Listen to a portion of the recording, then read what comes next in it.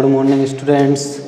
अगली वीडियो में आपको हमने बताया था, क्या पढ़ाया था, सस्य विज्ञान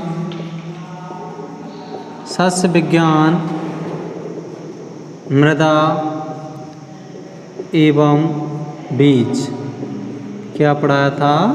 सस्य विज्ञान मृदा एवं बीज।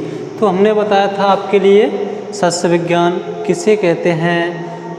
इसके बाद में सॉइल के बारे में बताया कि सॉइल किसे कहते हैं और इसका संगठन कैसे होता है, इसके अंदर क्या क्या पाया जाता है, इसमें कौन कौन से अवयव भाग लेते हैं। और इसके बाद में सीड बताया था, सीड किसे कहते हैं और इसके टाइप भी बताए थे, टाइप्स ऑफ सीड। सीड कितने प्रकार का होता है, कितने प्रकार का बताया था अपन ने? 4 प्रकार का बताया था। अब अगले टॉपिक है अपन का सस्य विज्ञान का महत्व एवं कार्यक्षेत्र। अगला टॉपिक कौन सा है? सस्य विज्ञान का महत्व एवं कार्य क्षेत्र। तो सबसे पहले पढ़ेंगे सस्य विज्ञान का महत्व। सस्य विज्ञान का महत्व।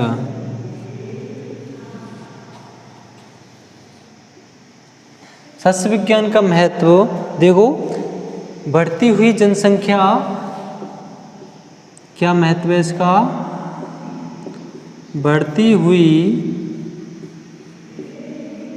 जनसंख्या के आधार पर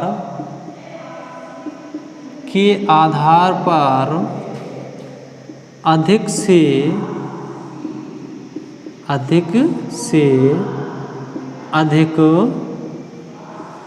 से अधिक उत्पादन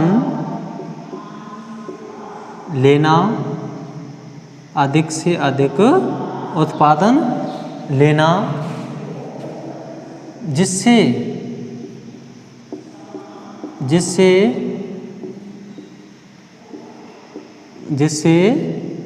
कृषकों की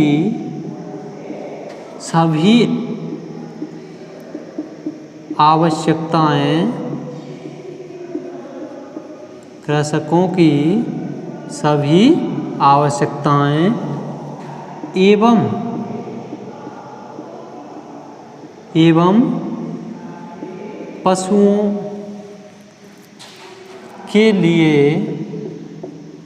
एवं पशुओं के लिए चारे की प्राप्ति हो सके। ये सस्य विज्ञान का महत्व है। सस्य विज्ञान क्या महत्व है? बढ़ती हुई जनसंख्या के आधार पर अधिक से अधिक उत्पादन लेना, जिससे कृषकों की सभी आवश्यकताएं एवं पशुओं के लिए चारे की प्राप्ति हो सके। देखिए विद्यार्थियों कि सबसे पहले जैसे एक किसान है या आपके पिताजी हैं एक तरह से, तो उनके पास में 10 बीघे ज़मीन है। कितनी है? 10 बीघा ज़मीन है। अब उनके 2 बेटे हो गए। कितने बेटे हो गए? 2 बेटे हो गए। अब दोनों के लिए ज़मीन चाहिए, तो उनके लिए आधी कितनी हो जाएगी? 5 हो जाएगी, 5 बीघे। ठीक है ना। पहले एक उनके पिताजी हैं, उनके हिस्से में कितनी है? 10 बीघे। अब उनके 2 बेटे हो गए, उनके लिए कितनी आ गई? 5-5 बीघा। अब इनके भी 5 बेटे हो गए, 5 दोनों के कितने हो गए? दोनों बेटों के 5-5 बेटे हो गए। अब इनके लिए कितनी ज़मीन आएगी? 1-1 बीघा आएगी। अब इनके भी 2 या 3 बेटे हो गए। अब उनके लिए ये कहाँ से फसल का उत्पादन करेंगे, कहाँ से उनकी पेट की पूर्ति करेंगे? तो इसको देखते हुए इसका मतलब है कि बढ़ती हुई जनसंख्या को देखते हुए, बढ़ती हुई जनसंख्या को देखते हुए अधिक से अधिक उत्पादन लेना किसका महत्व होता है? सस्य विज्ञान का। सस्य विज्ञान किसके सर्वाधिक महत्व किस में रखती है कि जनसंख्या बढ़ती जा रही है और जो ज़मीन है अपन की वो तो उतनी ही है और डिवाइड होती जाती है तो कम ही होती जा रही है। जैसे 10 बीघे थी, उनके 2 बेटे हुए, 5-5 बीघे हो गई। अब 5 के 5 बेटे हो गए अलग अलग, 1-1 बीघा हो गई। फिर 5 के 3-3 हो गए तो उनके वट में कितनी आ रही है? तो उनके भी 3-3 बेटे हो गए तो उनकी क्या है कि आवश्यकता भी पूरी नहीं हो पा रही है। तो सस्य विज्ञान के अंतर्गत ये कहा गया है कि अधिक से अधिक उत्पादन लिया जाए, क्योंकि जो जनसंख्या है वो बढ़ रही है। अधिक से अधिक उत्पादन लें जिससे कि सभी किसानों की आवश्यकताएं पूरी हो जाएं। इस प्रकार की सस्य क्रियाएं करनी चाहिए। ये सस्य विज्ञान का क्या है? महत्व है। ठीक है ना। अब इसके बाद में ये तो हुआ महत्व। अब आएगा आपका कार्यक्षेत्र। सस्य विज्ञान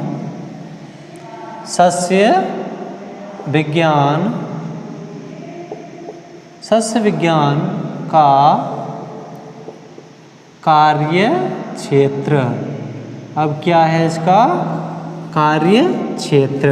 अब इसका कार्य क्षेत्र देखेंगे कि सस्य विज्ञान का कार्य क्षेत्र किस किस में है। तो सबसे पहला इसका कार्य क्षेत्र होता है कृषि उत्पादन में। किस में होता है? कृषि उत्पादन में। सबसे पहला कार्य क्षेत्र होता है कृषि उत्पादन में। तो इसमें अपन लिखेंगे भूमि का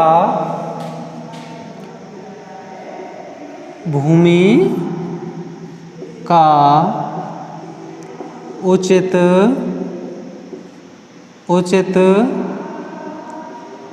सस्य प्रबंधन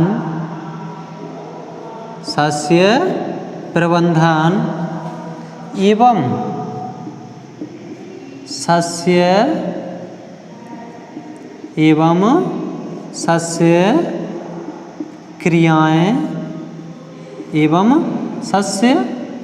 क्रियाएं जैसे। अब सस्य क्रियाएं कौन कौन सी होती हैं? सस्य क्रियाएं कौन कौन सी होती हैं? जैसे खेत की तैयारी, बुआई से पहले अपन क्या करते हैं? खेत की तैयारी। इसके बाद में अपन क्या करते हैं? तैयारी के बाद में किस्म का चुनाव। क्या करते हैं? किस्म का चुनाव। सबसे पहले अपन ने क्या किया? खेत की तैयारी की, उसके बाद में किस्म का चुनाव किया। फिर क्या करेंगे? फिर बुआई करेंगे। अब बुआई के बाद में क्या करते हैं? पोषक तत्व डालते हैं। क्या डालते हैं? पोषक तत्व। इसके बाद में खरपतवार। फिर इसके बाद में सिंचाई का प्रबंधन किया जाता है। इसके बाद में फिर फसल बड़ी हो जाती है, फिर कटाई योग्य हो जाती है।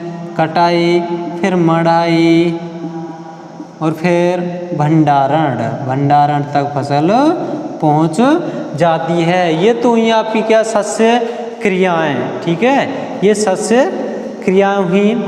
इनको अपना करके अधिक उत्पाद लिया जा सकता है। सस्य क्रियाएं अपनाकर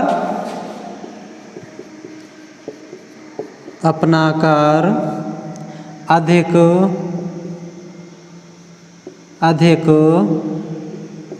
उत्पाद लिया जा सकता है।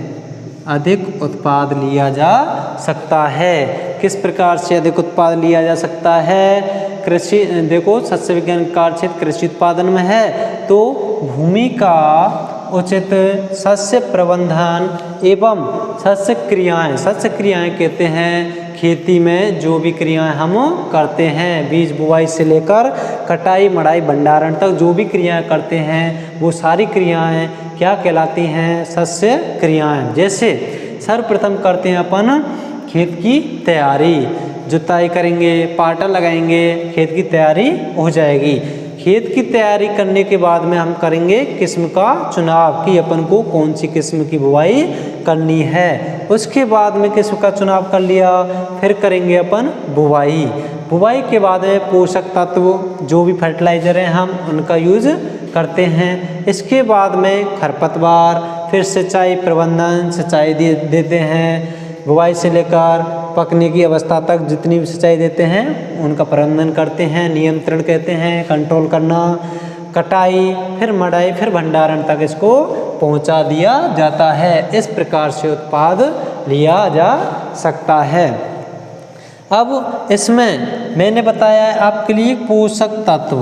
जो पोषक तत्व हैं ये कौन कौन से होते हैं? देखो, फसलों के लिए मुख्य आवश्यक पोषक तत्व कौन कौन से होते हैं यहीं पर आप नोट करके लिखेंगे कि आवश्यक पोषक तत्व या मुख्य पोषक तत्व फसलों के लिए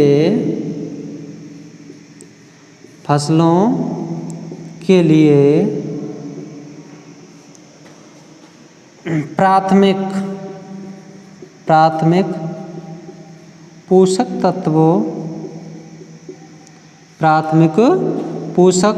तत्व कौन कौन से होते हैं? NPK। कौन कौन से उगते हैं? फसलों के लिए प्राथमिक पोषक तत्व NPK होते हैं। कौन कौन से होते हैं? NPK। इसी प्रकार से द्वितीयक लिखेंगे कि द्वितीयक पोषक तत्व, प्राथमिक पोषक तत्व कौन कौन से होते हैं? NPK एवं द्वितीयक पोषक तत्व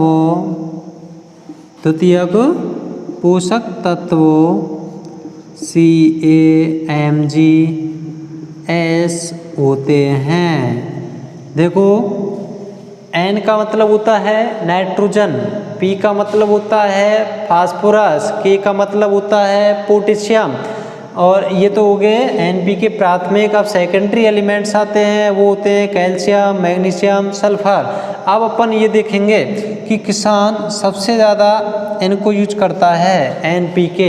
प्राथमिक पोषक तत्व उन्हें कहते हैं जिनकी फसलों के लिए बहुत अधिक आवश्यकता होती है। उन्हें कौन से पोषक तत्व कहते हैं? प्राथमिक पोषक तत्व कहते हैं। अब देखो, इनकी बुवाई के समय पहले ये देखो कि नाइट्रोजन है यह किससे प्राप्त होता है? देखो, नाइट्रोजन है इसको किसान यूरिया से प्राप्त करता है। किससे प्राप्त करता है? यूरिया से प्राप्त करता है।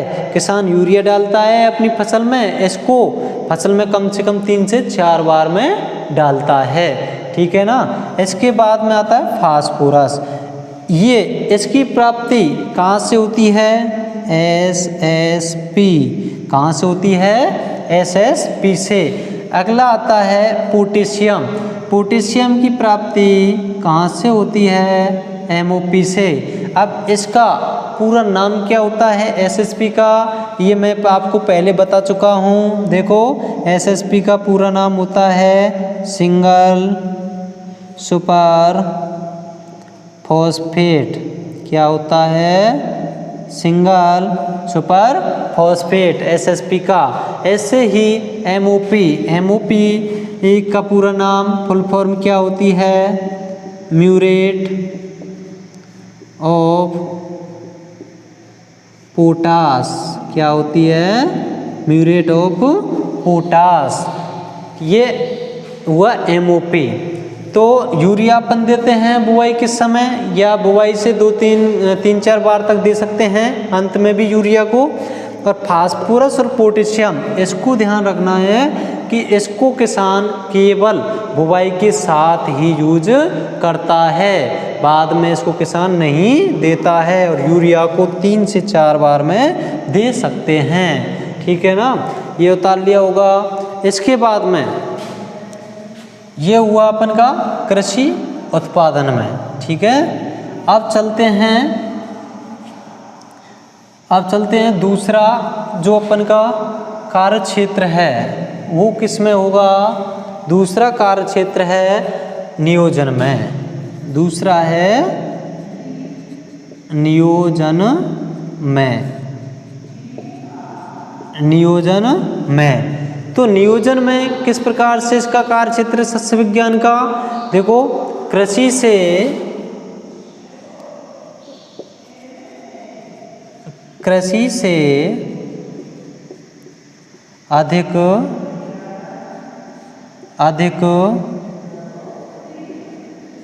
से अधिक उत्पादन लेने के लिए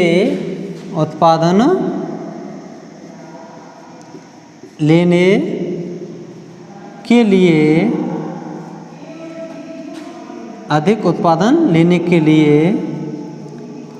कृषि विश्वविद्यालय कृषि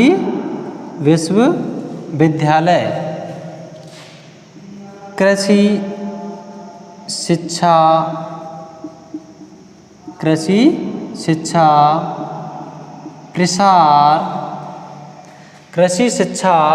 प्रसार करके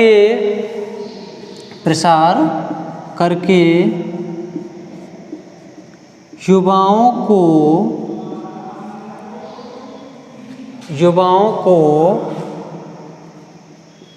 रोजगार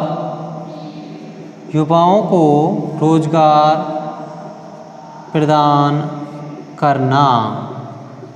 ये किसका कार्य क्षेत्र है, सस्य विज्ञान का। सस्य विज्ञान के अंतर्गत कृषि से अधिक उत्पादन लेने के लिए कृषि विश्वविद्यालय, एग्रीकल्चर यूनिवर्सिटी, कृषि शिक्षा। ठीक है ना, कृषि शिक्षा का मतलब होता है जैसे बीएससी एग्रीकल्चर से। तो प्रसार कहते हैं फैलाव, ठीक है, फैलाना करके युवाओं को रोजगार प्रदान करना किसके कार्य क्षेत्र के अंतर्गत आता है, सस्य विज्ञान के अंतर्गत आता है। इसी प्रकार से अपना थर्ड आता है व्यवसाय में। थर्ड आता है व्यवसाय में। अब व्यवसाय में किस प्रकार से आएगा, कृषि के व्यवसाय में देखो, कृषि के व्यवसाय में स्नातक, कृषि के व्यवसाय में स्नातक व्यक्ति किसमें, कृषि में, स्नातक, इसको लिख लो यहीं पे, कृषि स्नातक व्यक्ति, इसका मतलब है बीएससी एग्रीकल्चर से होनी चाहिए। किससे होनी चाहिए, एग्रीकल्चर से। कृषि स्नातक व्यक्ति एक महत्वपूर्ण, कृषि स्नातक व्यक्ति एक महत्वपूर्ण कार्य करके उद्योग व धंधा कर सकता है, उद्योग व धंधा कर सकता है।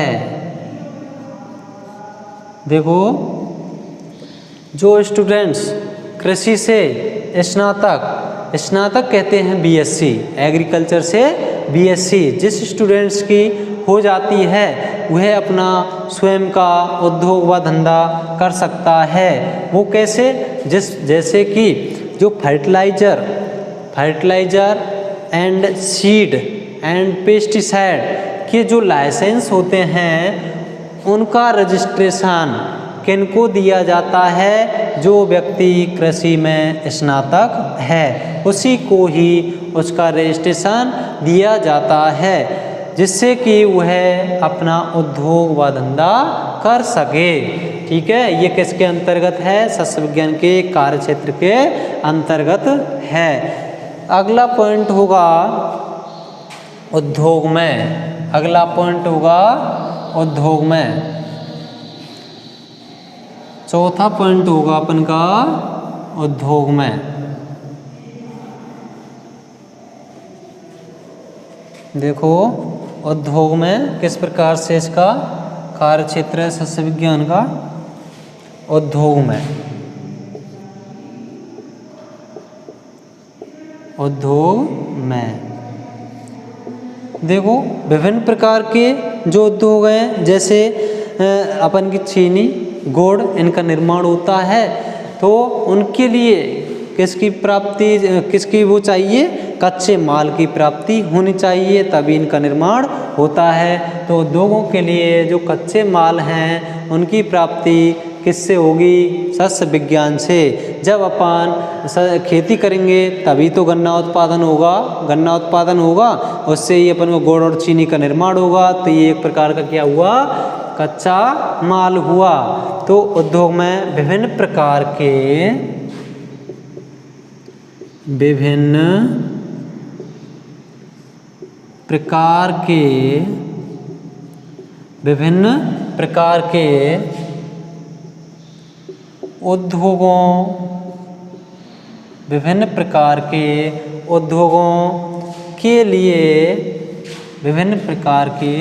उद्योगों के लिए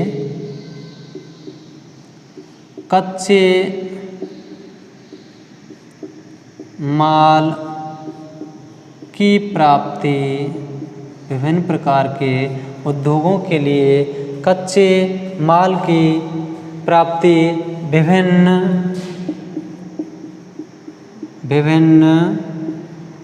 सस्य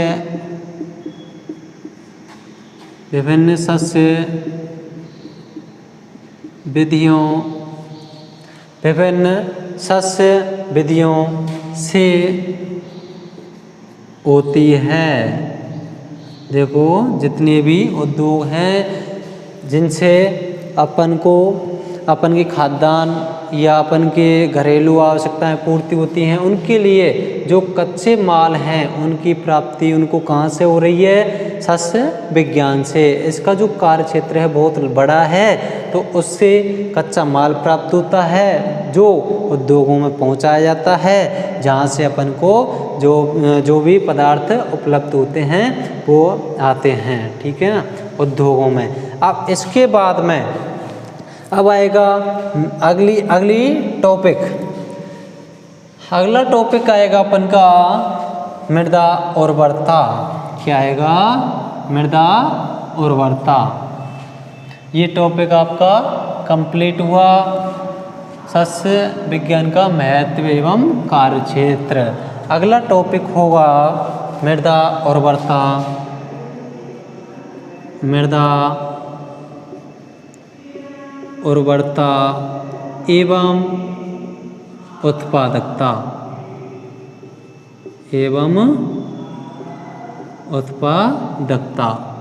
मृदा उर्वरता एवं उत्पादकता। तो सर्वप्रथम देखेंगे कि मृदा उर्वरता किसे कहते हैं? मृदा उर्वरता किसे कहते हैं? देखो पौधों की वृद्धि के लिए आवश्यक पोषक तत्वों की उचित मात्रा उचित संतुलन में प्रदान करने की क्षमता ही क्या कहलाती है? मृदा उर्वरता। इसको लिखेंगे मृदा उर्वरता। मृदा उर्वरता। देखो मृदा उर्वरता किससे कहेंगे? पौधों की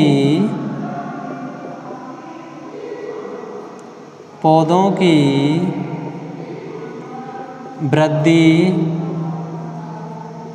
के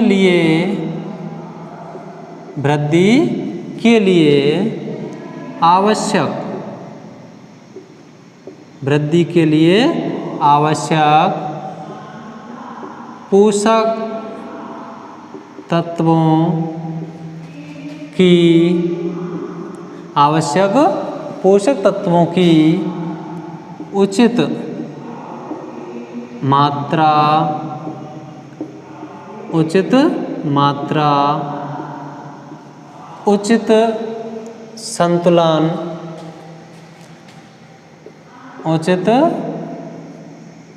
संतुलन में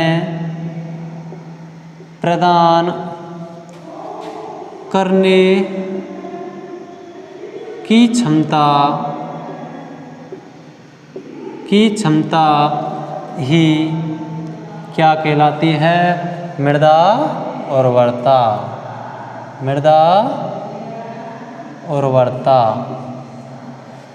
क्षमता ही मृदा उर्वरता कहलाती है। देखो दोबारा से देखेंगे, मृदा उर्वरता किसे कहते हैं? देखो, पौधों की वृद्धि के लिए आवश्यक पोषक तत्वों की उचित मात्रा उचित संतुलन में प्रदान करने की क्षमता ही मृदा उर्वरता कहलाती है। अब देखेंगे कि आवश्यक पोषक तत्व, ये अपन का आवश्यक पोषक तत्व। देखो, पौधों के लिए उनकी वृद्धि को, जैसे हमारे लिए खाना पीना ये आवश्यक है, इसी प्रकार से पौधों का भी वृद्धि के लिए उनका खाना जरूरी है। खाने का मतलब उनके लिए क्या देना बहुत ज़रूरी है? वृद्धि के लिए आवश्यक पोषक तत्व, तभी वो वृद्धि कर सकेंगे। जिस प्रकार से इंसान के लिए यदि खाना नहीं दिया जाए तो वो कोई भी कार्य नहीं कर सकता, ना कुछ वृद्धि कर सकता, ठीक है। इसी प्रकार से पौधों के लिए यदि उचित मात्रा में, उचित संतुलन में पोषक तत्व हम नहीं देते हैं तो वो अच्छा उत्पादन हमें नहीं दे सकते हैं। तो ये देखेंगे कि आवश्यक पोषक तत्व मैंने बताया था, प्राथमिक पोषक तत्व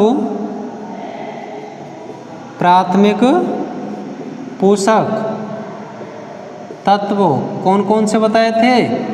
NPK। कौन कौन से बताए थे? NPK। और इनकी प्राप्ति कहाँ से बताई थी? इनकी प्राप्ति देखो, जो नाइट्रोजन है ये कहाँ से प्राप्त होता है? यूरिया से। कहाँ से प्राप्त होता है? यूरिया से। फास्फोरस है उसकी प्राप्ति कहाँ से होती है? SSP से। और पोटेशियम है इसकी प्राप्ति कहाँ से होती है? MOP से। अब इसकी हम फुल फॉर्म देखेंगे। मैं आपको पहले पढ़ा चुका हूँ इसके बारे में कि SSP का पूरा नाम क्या होता है बेटा? Single super phosphate. क्या होता है? Single super phosphate. इसी प्रकार से MOP की फुल फॉर्म क्या होती है? Muriate of potash. क्या होती है? Muriate of potash. तो इसको तो अपन फसलों में 3 से 4 बार में दे सकते हैं, लेकिन अपन को ये याद रखना है कि ये दोनों हैं SSP या MOP, जो अपन को पौधे के लिए फास्फोरस और पोटेशियम प्राप्त करना है तो केवल इसको बुवाई के समय ही दिया जाता है। किस किस को? फास्फोरस और पोटेशियम को। और जो नाइट्रोजन होता है उसको किसके माध्यम से? यूरिया के माध्यम से। इसको हम 3 से 4 बार में दे सकते हैं, ये ध्यान रखना है आपको। अब देखो, मैंने बताया था आपके लिए, पहले बता चुके हैं हम आपके लिए कि पौधों के लिए आवश्यक पोषक तत्वों की कुल कितनी संख्या होती है। देखो, 2 वैज्ञानिक थे। कौन कौन से वैज्ञानिक थे? एक था अपन का आर्नोन वैज्ञानिक, इनको नोट करके लिखना, नोट डाल के लिखना। देखो वैज्ञानिक आर्नोन के अनुसार, वैज्ञानिक आर्नोन के अनुसार आवश्यक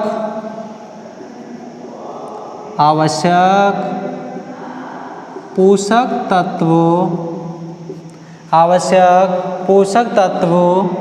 कुल 16 होते हैं। कितने होते हैं? 16 होते हैं।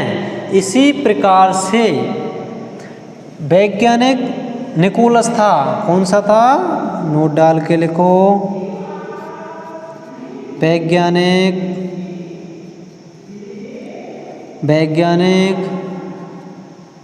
निकोलस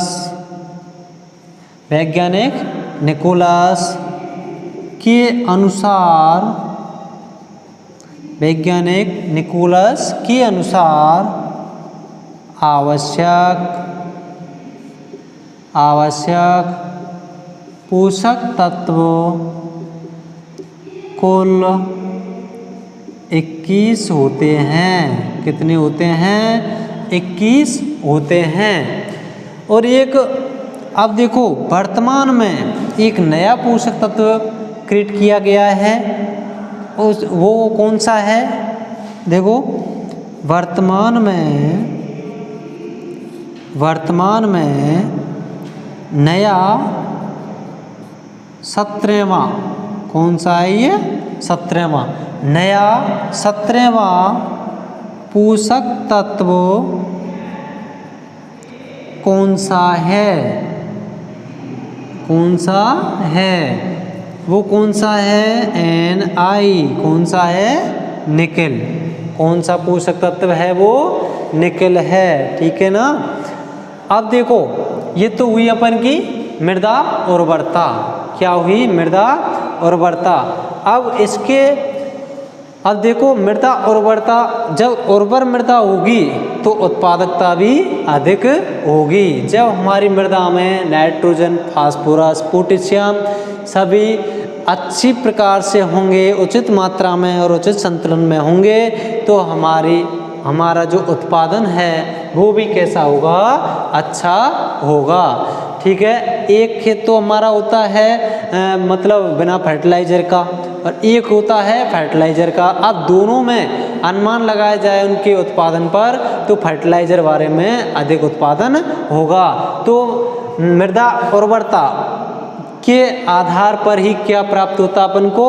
उत्पादन प्राप्त होता है। और ये जो मृदा उर्वरता है, ये सारी किसके अंतर्गत चल रही है? अपन की सस्य विज्ञान के अंतर्गत। किसान की आवश्यकता को ये अपन को क्यों करना पड़ता है? मृदा उर्वर क्यों बनाई जाती है?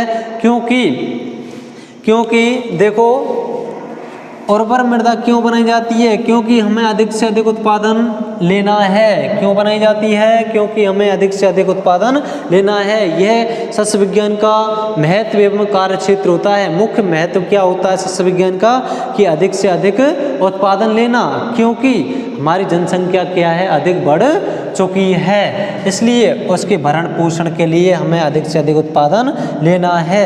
तो उसके लिए हमने क्या करना है? सस्य विज्ञान के तरीके से ही खेती करनी है। देखो कि सबसे पहले जैसे आपके पिताजी हैं, ठीक है, एक, उनके पास में 10 बीघा जमीन है। कितनी जमीन है? 10 बीघा जमीन है। तो उनके लिए तो खूब खाने के लिए भी अनाज हो रहा है, बेचने के लिए भी हो रहा है, पशुओं के लिए चारा भी हो रहा है खूब सारा। ठीक है, उनके लिए कोई कमी नहीं है। इसी प्रकार से अब इनके 2 बेटे और हो गए। कितने हो गए? 2 बेटे और हो गए। ठीक है। अब उनके पास ये ज़मीन तो नहीं बड़ी, ज़मीन तो 10 बीघे ही है। उसमें से अब 2 बेटे अलग अलग हो गए। उनके पास कितनी आ जाएगी? 5 बीघा इसको आ जाएगी और 5 बीघा ही इसको आ जाएगी। तो 5-5 ये डिवाइड हो गई। अब इनके एक ये बेटा और ये बेटा, इनके भी 5 बेटे हो गए। कितने हो गए? 5 बेटे हो गए। तो इनके बट में अब कितनी कितनी आई? 1 बीघा। कितनी आई? 1 बीघा इनको आई, 1 बीघा इनको आई।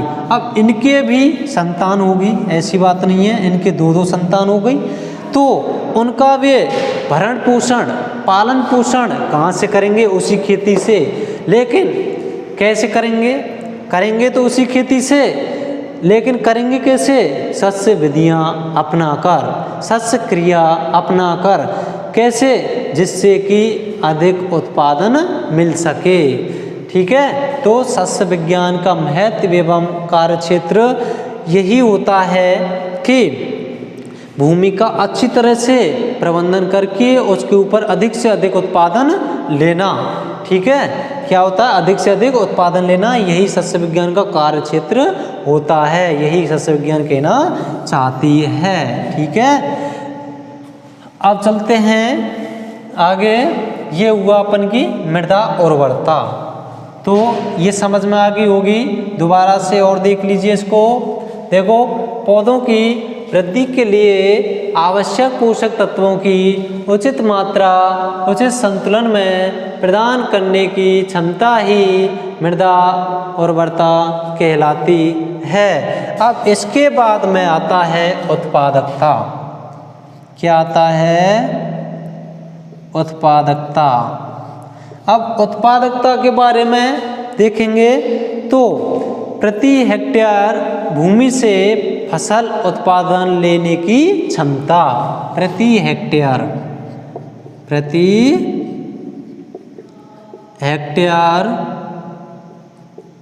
भूमि से, प्रति हेक्टेयर भूमि से फसल उत्पादन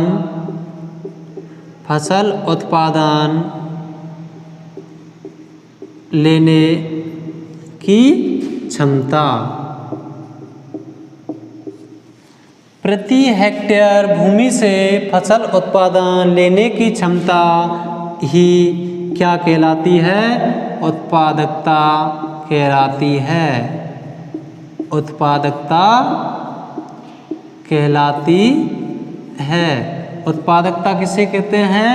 प्रति हेक्टेयर भूमि से फसल उत्पादन लेने की क्षमता ही उत्पादकता कहलाती है।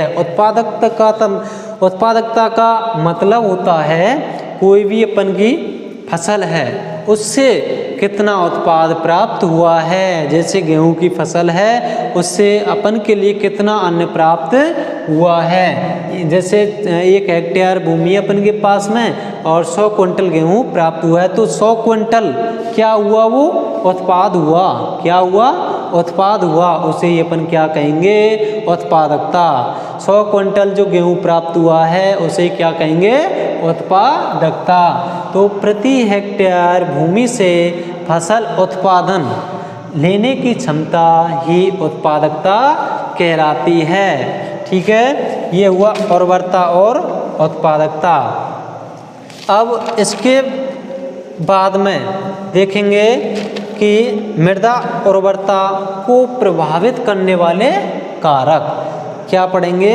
मृदा उर्वरता को प्रभावित करने वाले कारक कौन कौन से होते हैं। फिर उसके बाद में उत्पादकता पर चलेंगे, एक एक पॉइंट लेंगे।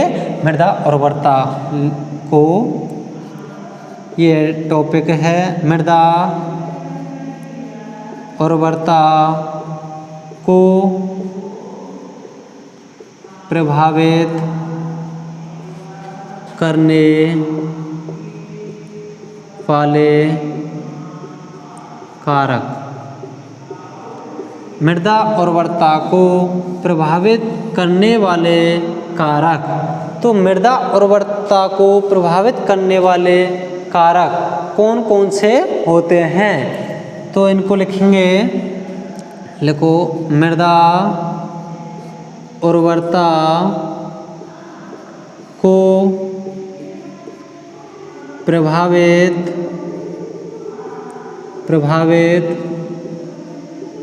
करने वाले निम्न कारक हैं। निम्न कारक हैं। मृदा उर्वरता को प्रभावित करने वाले निम्न कारक हैं। सबसे फर्स्ट में प्राकृतिक कारक होते हैं। कौन से होते हैं? प्राकृतिक कारक। और सेकंड होते हैं कृत्रिम कारक। फर्स्ट होते हैं प्राकृतिक और सेकंड है कृत्रिम।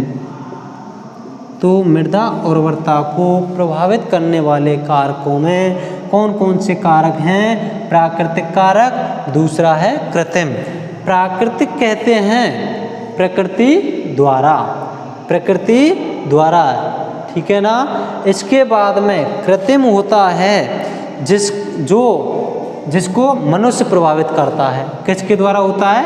कृत्रिम मनुष्य के द्वारा प्रभावित होता है। उसे कौन सा कारक कहते हैं? कृत्रिम कहते हैं। अब सबसे फर्स्ट डालेंगे प्राकृतिक। सबसे फर्स्ट डालेंगे प्राकृतिक कारक।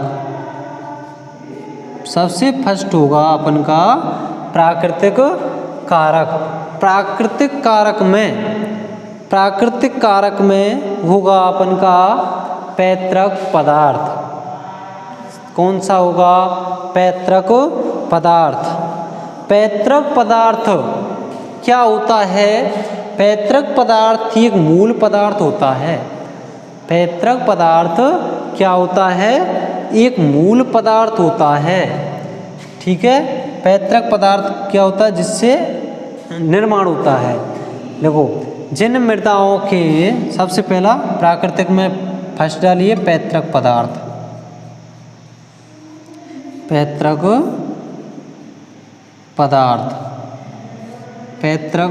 पदार्थ। अब इसमें लिखेंगे जिन मृदाओं के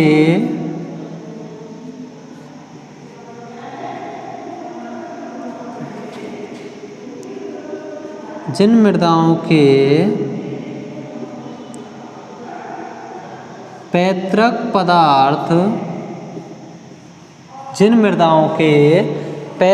पदार्थ में क्षार की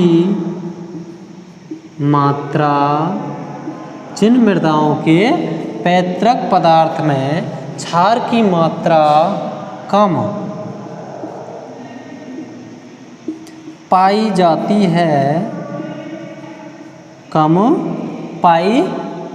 है, किसकी मात्रा?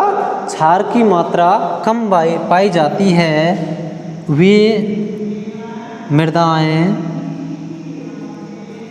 कम उर्वर होती हैं। वे मृदाएं कम उर्वर होती हैं। जिन मृदाओं के पैतृक पदार्थ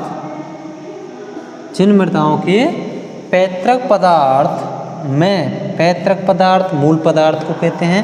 पैतृक पदार्थ में क्षार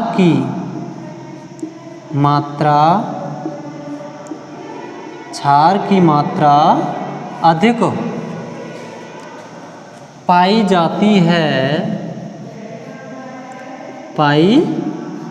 जाती है, वे मृदाएं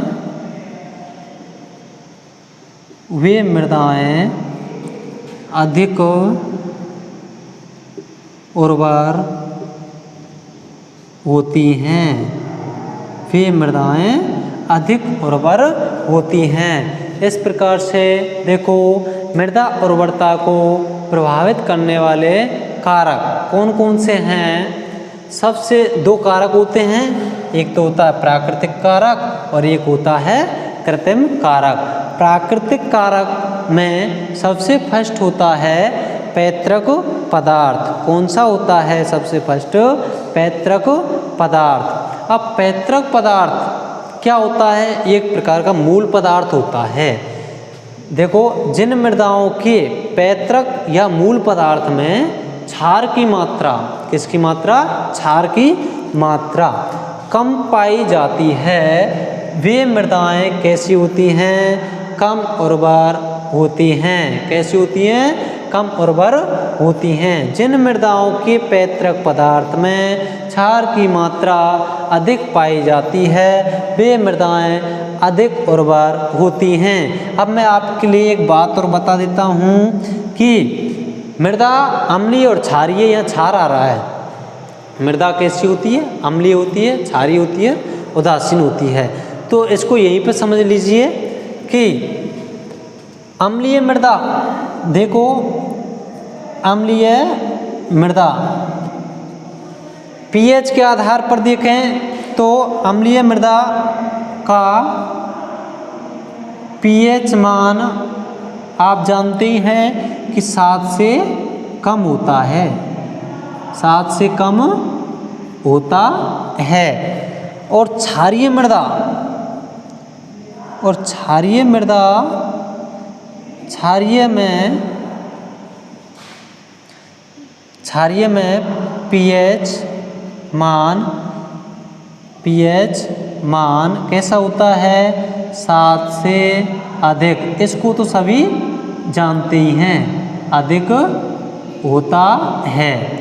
अब एक बात बताता हूँ आपके लिए कि इसमें आ रहा है कि क्षार की मात्रा जिसमें कम पाई जाती है वो तो कैसी होती है? मृदा कम उर्वर होती है। और जिसमें क्षार की मात्रा अधिक होती है वो अधिक उर्वर होती है। तो अपन देखेंगे कि क्षार में क्या होता है और अम्ल में क्या होता है। देखो, जिस मृदा में, लिख लो इसको, जिस मृदा में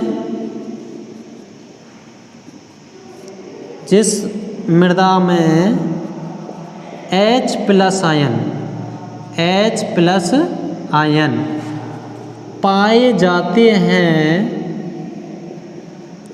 पाए जाते हैं उन्हें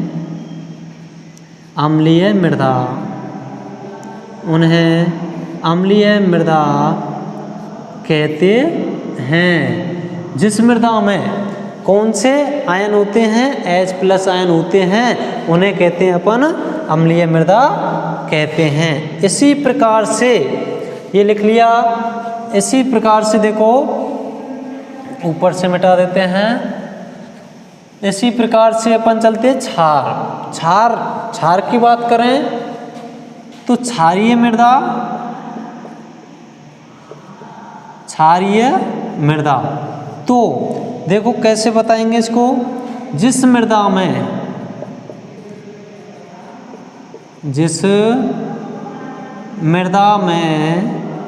OH माइनस, इसे कहते हैं हाइड्रोक्सिल। कौन सा आयन होता है ये? Hydroxyl ion.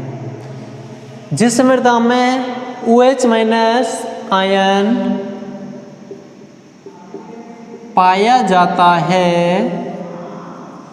पाया जाता है उसे क्षारीय मृदा, कौन सी मृदा? क्षारीय। उसे क्षारीय मृदा कहते हैं। कौन सी मृदा कहते हैं? क्षारीय मृदा। तो हमारी बात आई प्राकृतिक कारक। प्राकृतिक कारक में फर्स्ट है अपन का जो मृदा उर्वरता को प्रभावित करता है वो है पैतृक पदार्थ। तो जिन मृदाओं के पैतृक पदार्थ में क्षार की मात्रा कम पाई जाती है, इसका मतलब अम्ल की मात्रा अधिक है। तो अम्लीय मृदा है तो उसमें उत्पादन कैसा होगा? कम होगा और वो उर्वर भी कम होगी। तो क्षार की मात्रा कम पाई जाती है, वे मृदाएं कैसी होती हैं? कम उर्वर होती हैं। जिन मृदाओं के पैतृक पदार्थ या मूल पदार्थ में क्षार की मात्रा अधिक होती है वे कैसी होती हैं? अधिक उर्वर। अब आपको पता चल गया कि अम्ल में क्या होता है और क्षार में क्या होता है। अम्ल में H+ आयन पाया जाता है, क्षार में OH- आयन पाया जाता है। ठीक है। क्षार और इनको कंट्रोल के लिए मैं आपको बता चुका हूँ कि अम्लीय मृदा के कंट्रोल के लिए अपन क्या यूज करते हैं और क्षारीय के लिए अपन क्या यूज करते हैं, देख लीजिए। यहीं पे लिख लो इसको। अम्लीय मृदा नोट डाल के लिख लो। देखो बेटा, पढ़ाई 12वीं क्लास की पढ़ाई के साथ साथ जेट ICAR BHU के लिए जो क्वेश्चन आते हैं वो छोटे छोटे क्वेश्चन हम यहीं पर ही कंप्लीट करा देते हैं, इसलिए इनको लिख लिया करो। जैसे जो अम्लीय मृदा है, अम्लीय मृदा का सुधार, अम्लीय मृदा का सुधार चूने से किया जाता है। किससे किया जाता है? चूने से किया जाता है। चूना भी 3 प्रकार का होता है। किससे किया था? चूने से। यहीं लिख लो, चूना 3 प्रकार का होता है। कितने प्रकार का होता है? 3 प्रकार का चूना होता है। कौन कौन सा होता है? फर्स्ट होता है बुझा हुआ चूना, बुझा हुआ चूना। कौन सा होता है? बुझा हुआ चूना। ये होता है CaOH, CaOH, calcium hydroxide. CaOH कौन सा होता है? बुझा हुआ चूना। और सेकंड होता है अपन का बिना बुझा चूना, बिना बुझा चूना। बिना बुझा चूना होता है CaO। कौन सा होता है? Calcium oxide. और थर्ड होता है अपन का कंकड़ पत्थर, कंकड़ पत्थर। ये होता है CaCO3, कैल्शियम कार्बोनेट। ठीक है। इसके मृदा अम्लीय मृदा को सुधारने के लिए चूने का प्रयोग किया जाता है। चूना 3 प्रकार का होता है। अब क्षारीय मृदा, यहीं पर लिख लो, क्षारीय मृदा का सुधार, क्षारीय मृदा का सुधार जिप्सम, जिप्सम। इसका सूत्र होता है CaSO4.2H2O, calcium sulphate, calcium sulphate और 2 अणु जल के। क्षारीय मृदा का सुधार किससे किया जाता है? जिप्सम से किया जाता है। और क्षारीय मृदा में किसकी अधिकता होती है? OH- आयन की अधिकता होती है। ये आपका यहाँ तक कंप्लीट हुआ। पैतृक पदार्थ, प्राकृतिक कारकों में कौन सा हुआ? पैतृक पदार्थ। इसके बाद में सेकंड आता है अपन का स्थलाकृति। सेकंड कारक आता है मृदा उर्वरता को प्रभावित करने वाले कारकों में सेकंड कारक होता है स्थलाकृति। स्थलाकृति क्या होती है? स्थलाकृति, स्थलाकृति स्थल की आकृति। एक प्रकार से क्या होती है? स्थल की आकृति। स्थलाकृति के अंतर्गत देखेंगे क्या है? स्थल की आकृति। तो स्थलाकृति ढालू मृदाएं, मृदा क्षरण के कारण, देखो कैसी मृदाएं, स्थल की आकृति देखेंगे तो ढालू मृदाएं, ढालू मृदाएं, ढालू कहते हैं ढलान वाली मृदाएं। ढालू मृदाएं मृदा क्षरण के कारण, ढालू मृदाएं मृदा क्षरण के कारण कम उपजाऊ, कम उपजाऊ होती हैं। जबकि निचली मृदाएं, जबकि निचली